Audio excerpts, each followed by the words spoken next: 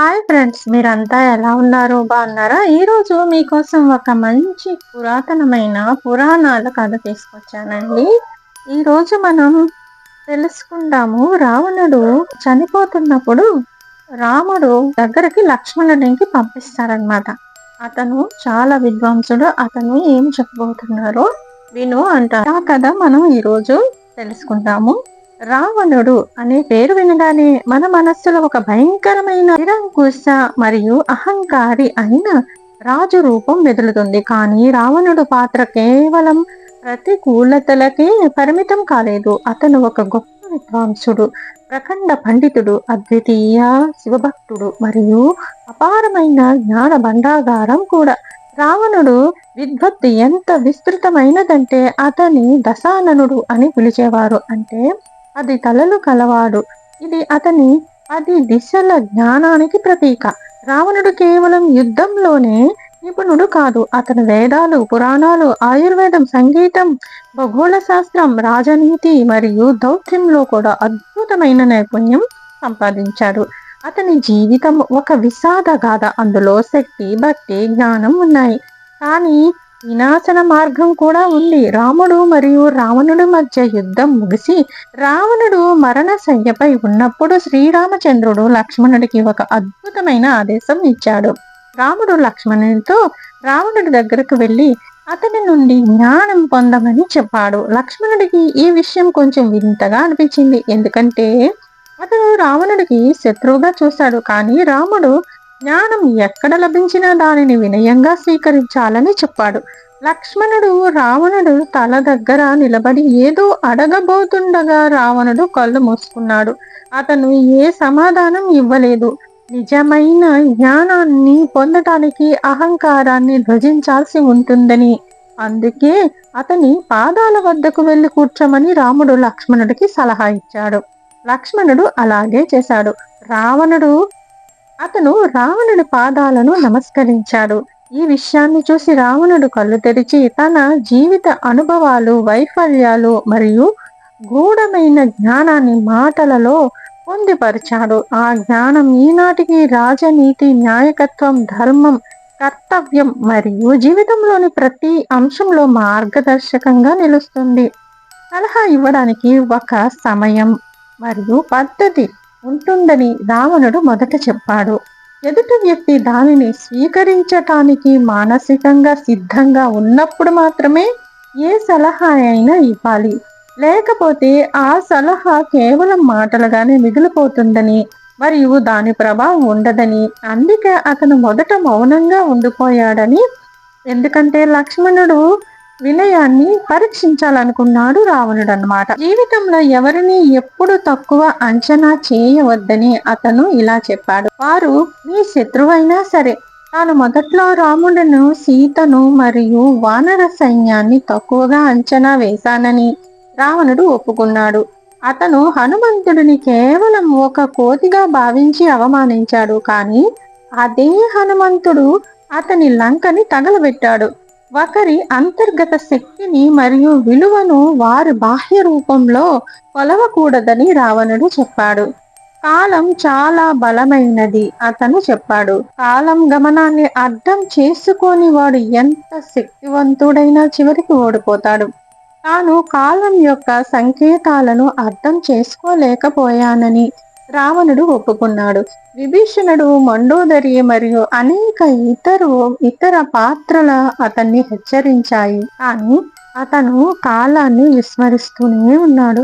అప్పుడు అతను లక్ష్మణుడితో రాజు తన వ్యక్తిగత భావాలను నిర్ణయాలలో ఇవ్వకూడదని చెప్పాడు. ఒక పాలకుడు వ్యక్తిగత అవమానం, కోపం లేదా క్రమం ప్రేరణ నిర్ణయాలు తీసుకోవడం ప్రారంభించినప్పుడు అతను తన రాజ్య ప్రయోజనాలకు హాని కలిగిస్తాడు.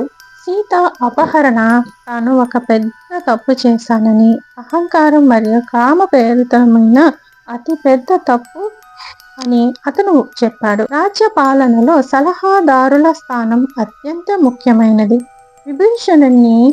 విభీషణుని వంటి యోగ్యుడైన మరియు ధర్మనిష్ఠుడైన సలహాదారుడి మాట వినలేకపోయానని రావణుడు ఒప్పుకున్నాడు. అతను కేవలం తన మనసు చెప్పిందే విన్నాడు మరియు అదే అతని వినాశనానికి మార్గమైంది. రాజు తన ఆస్థానంలో కేవలం ముఖస్థుతి చేసే వారికి మాత్రమే స్థానం ఇచ్చినప్పుడు అతను సత్యానికి దూరమవుతాడని అతను చెప్పాడు. అంటే తన ఆస్థానంలో గురువులు, మునులు ఎంతో మంది ఉంటారు, సలహాదారులు. వాళ్ళ మాట వినలేదని ఒప్పుకున్నాడు రావణుడు. తన అతి పెద్ద శత్రువు ఏ బయట వ్యక్తి కాదని, తన సొంత అహంకారమేనని రావణుడు ఇంకా చెప్పాడు. అదే అహంకారము అతన్ని సరైన సలహాలను తిరస్కరించేలా చేసింది. అదే అహంకారము అతన్ని సత్యాన్ని చూడకుండా గుడ్డివాడిని చేసింది. నేను నా అహంకారాన్ని అధిగమించి ఉంటే బహుశా నా ముగింపు ఇలా ఉండేది కాదని అతను చెప్పాడు. ధర్మం మరియు అధర్మం గురించి అతను లోతైన విషయం చెప్పాడు. ధర్మం కేవలం శాస్త్రాలను పఠించడం మాత్రమే కాదని అతను ఒప్పుకున్నాడు. అది ప్రవర్తనలో మరియు భావనలో ఉంటుంది.